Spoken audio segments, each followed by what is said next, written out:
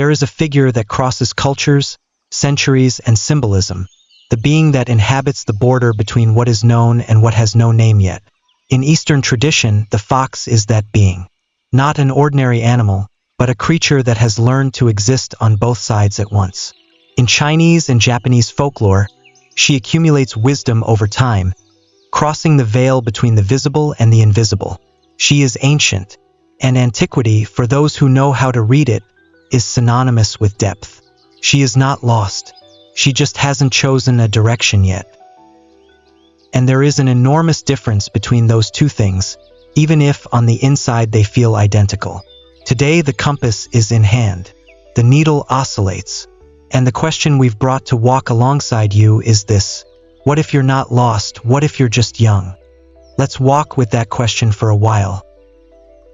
You're at a family gathering, or at dinner with childhood friends, or simply in a conversation that started without warning, and someone asks, with the tone of someone who thinks they're being kind, "So, what do you want from life?" And you smile. Maybe you give a vague answer that sounds reasonable enough to close the subject. Maybe you mention a plan that isn't quite a plan yet. Maybe you change the subject skillfully enough that no one notices. But inside, something tightens. Not quite shame. It's more subtle than that.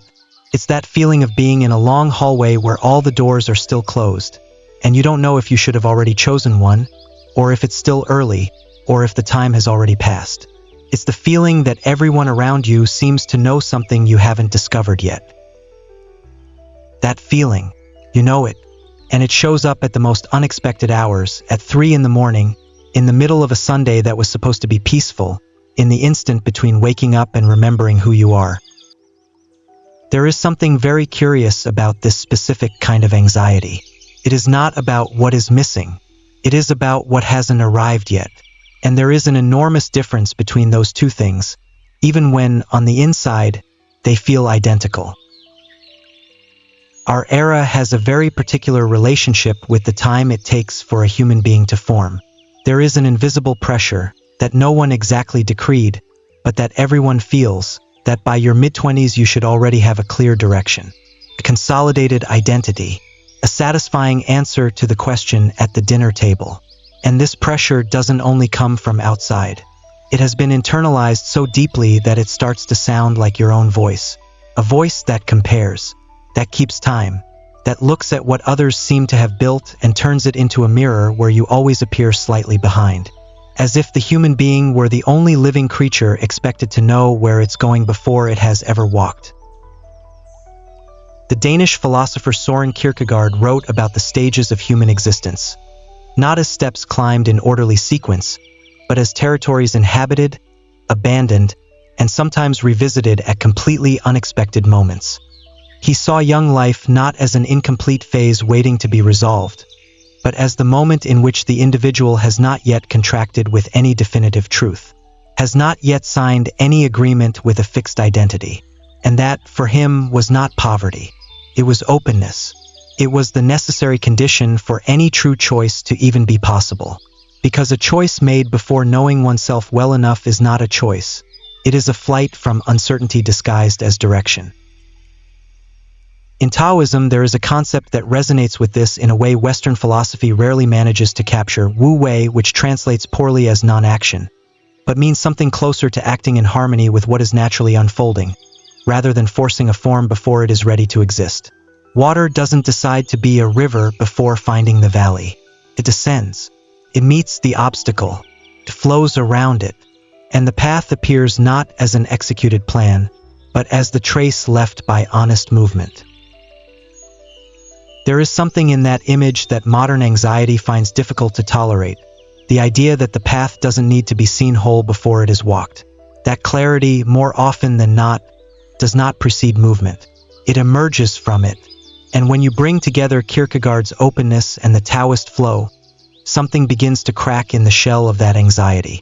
Not to eliminate it entirely, it has its function, it points to something real, but to show that what it may be naming is not an absence of purpose. Perhaps it is the formation process itself, seen from the inside. What if the question was wrong from the very beginning? Not your question, The one that was asked of you. The one you heard so many times in so many different tones that you began to think it was yours, as if you had been born with it, as if it were a universal truth and not a very specific construction of a very specific time. What do you want from life? Sounds like a generous question. Open. It seems to be giving you space, but it carries inside it an assumption that is almost never examined, that there is a correct answer waiting to be found, as if your life were a problem with a solution, and you simply haven't gotten there yet, as if not knowing were always a failure and never a necessary phase. But think about the real difference between two people who, from the outside, appear to be in the same place. The first doesn't know what they want because they are paralyzed, because the fear of being wrong is greater than the desire to try, because they have built such a rigid image of what they should be that any real movement feels too threatening.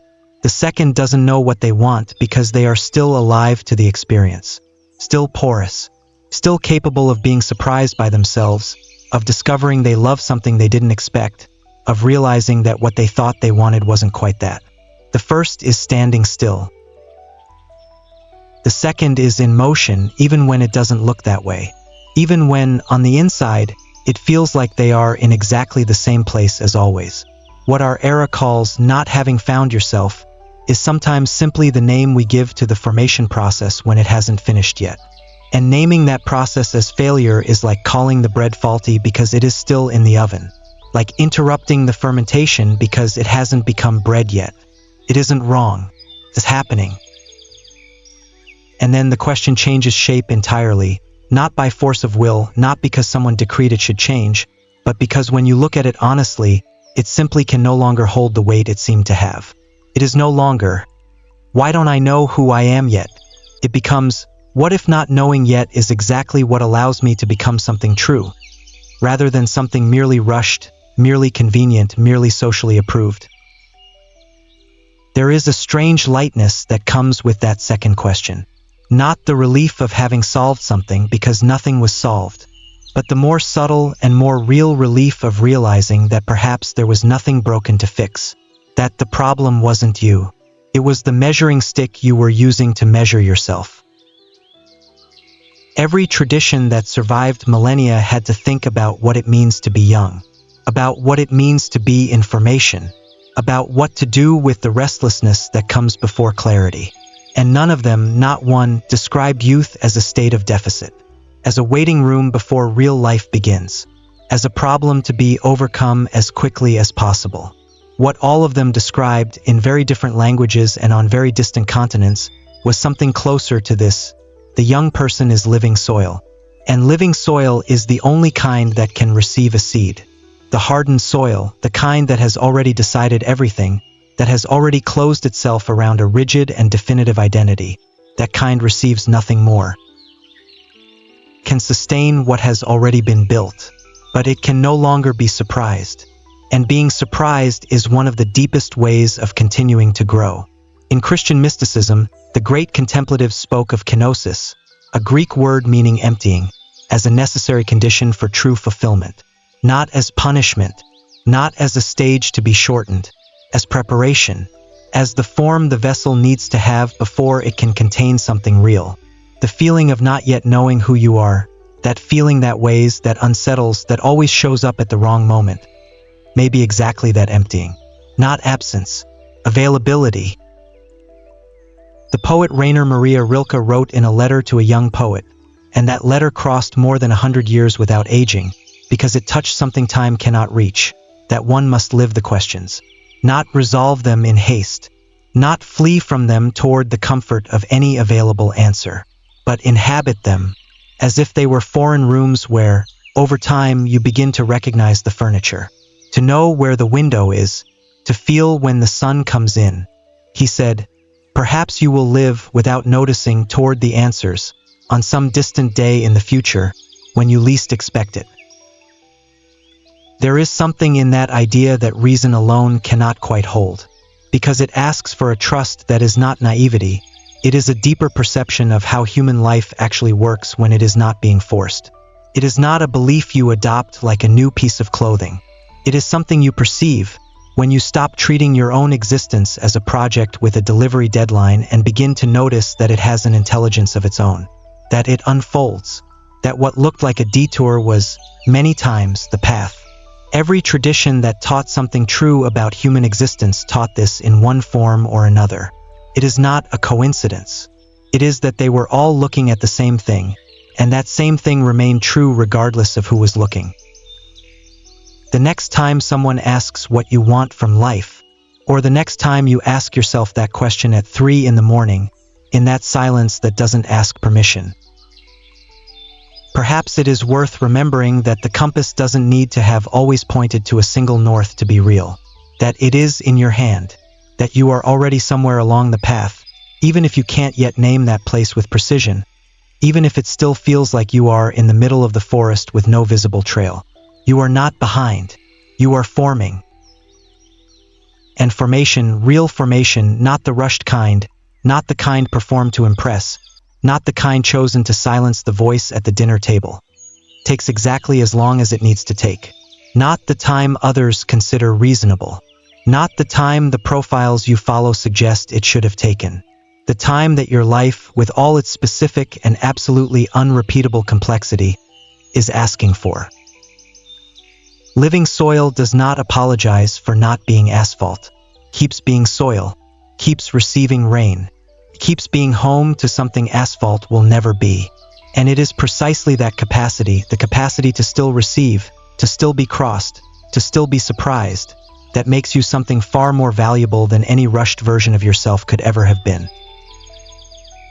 The question that remains, not to be answered now, but to be carried lightly over the coming days, in the hours when the needle oscillates, is this: what in you is still alive, still porous, still capable of being surprised, and that you may have begun to treat as a problem to be solved?